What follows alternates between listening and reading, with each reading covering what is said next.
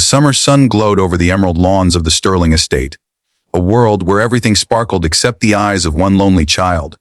7-year-old Ethan Sterling, the only son of a billionaire, sat quietly in his sleek blue wheelchair at the edge of the garden. His legs never moved, not since he was born. While other children laughed and ran past the iron gates, Ethan watched in silence, clutching the wooden toy airplane his father had bought him. But that day, something different happened. A small figure in a faded yellow dress, barefoot and smiling, wandered past the guards. She was humming, carrying a jar of wildflowers. She didn't see a rich boy in a wheelchair. She saw a lonely child who needed a friend. That was the day the truth began to unfold, one that would shatter lies, melt pride, and change lives forever. Before the story unfolds, don't forget to like, comment, and subscribe to Everyday Heroes, because sometimes the smallest hearts create the biggest miracles. The Sterling mansion looked more like a palace than a home. White marble columns, trimmed hedges, and fountains that whispered over the sound of luxury cars arriving and leaving. Inside lived Henry Sterling, a man whose wealth was measured in billions, and Margaret Sterling, his elegant wife. To the world they were perfect, but within the walls of gold and glass lived silence, except for the soft hum of Ethan's wheelchair. Ethan had tutors instead of friends. His father avoided looking at his legs, as if denial could erase the truth. Doctors had declared it hopeless congenital paralysis. His legs would never move. Every afternoon, while his mother sipped tea by the veranda, Ethan rolled his wheelchair to the edge of the garden. He watched butterflies chase each other through the daisies and imagined he could run after them. His heart longed not for toys or trips, but for laughter that wasn't wrapped in pity. That was when he saw her. A little girl about his age, with tangled blonde curls and a face streaked with dirt, was chasing her runaway puppy near the gate. When the dog darted through the bars, she gasped and followed it, straight into the billionaire's garden. The guards moved to stop her, but Ethan raised a hand. "It's okay," he said softly. The girl froze, holding the squirming puppy. Her yellow dress was frayed at the edges and her sandals were mismatched. She said, smiling shyly, "I'm Leela, sorry. I didn't mean to come here. My dog's silly." Ethan chuckled for the first time in weeks. "It's fine, he's fast." Leela walked closer and noticed the wheels beneath him. She didn't flinch, didn't petty him, didn't even ask why. Instead, she sat cross-legged on the grass. "Do you like dirt?" she asked. "Dirt?" Ethan blinked. "Not really." She grinned. "You should. It's soft. Come on, feel it." And before he could protest, she scooped a handful of soil and placed it gently on his knees. He laughed, startled. That's the moment from the thumbnail. Sunlight streaming, her tiny hands muddy, his surprise melting into joy. Two children from different worlds, united by innocence. From that day, Leela came every afternoon.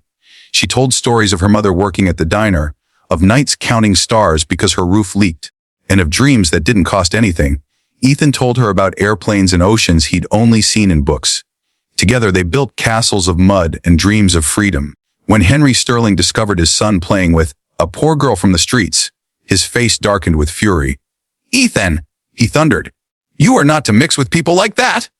Leela stood, trembling. "I'm sorry, sir. I didn't mean." "Go home," he barked. But Ethan shouted back, his voice breaking, "She's my friend." Henry's anger froze at those words, friend. No one had ever heard Ethan say that. That night, Henry argued with Margaret. "She's dangerous. What if she steals, brings sickness?"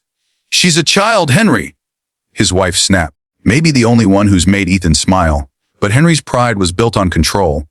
He ordered the guards to keep Leela out. The next day, Ethan waited at the garden's edge.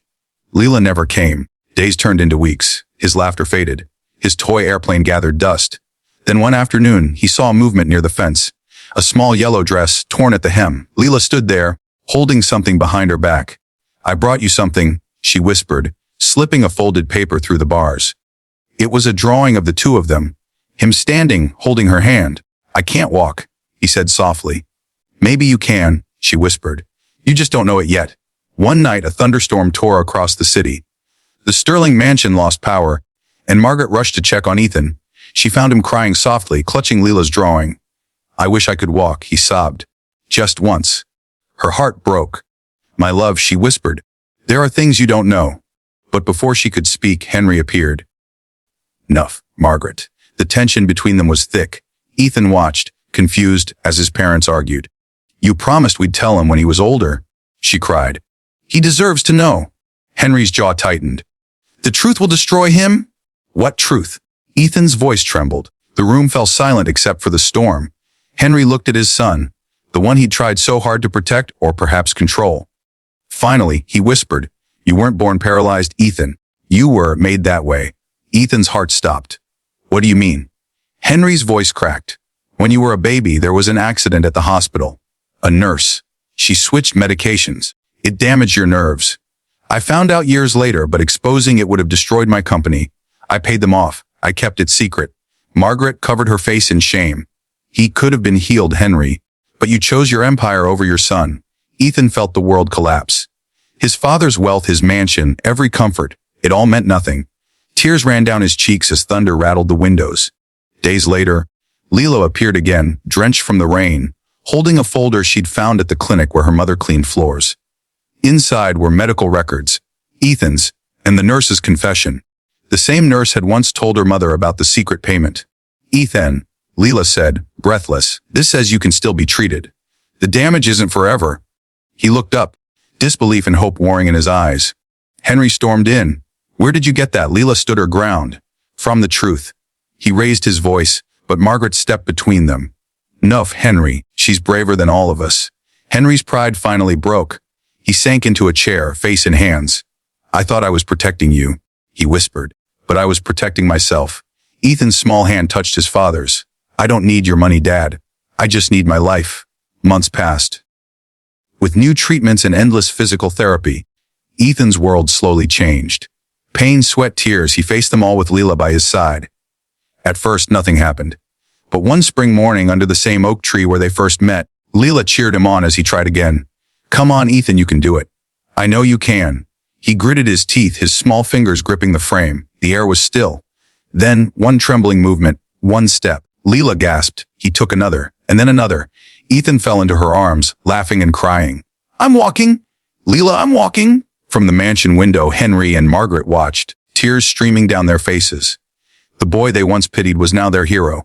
Months later, the Sterlings opened a new hospital wing, the Leela Grace Children's Center, named after the little girl who taught them the power of truth and kindness. Ethan, now walking with confidence, helped other children heal. Leela's family received a home, not as charity, but as gratitude. One afternoon, as they sat beneath the same oak tree, Ethan looked at her and said, "You didn't just help me walk, Leela. You helped my family stand again." She smiled. "That's what friends do." Before we end, if this story touched your heart, don't forget to like, share, and subscribe to Everyday Heroes. Every click helps us share more stories of love, courage, and hope. In a world blinded by pride and power, sometimes it takes a child with muddy hands and a pure heart to reveal what truly matters. Ethan's legs were healed, but his greatest recovery was learning that love is stronger than fear and truth is worth more than gold. Because real heroes aren't born in mansions. They bloom barefoot in the dirt.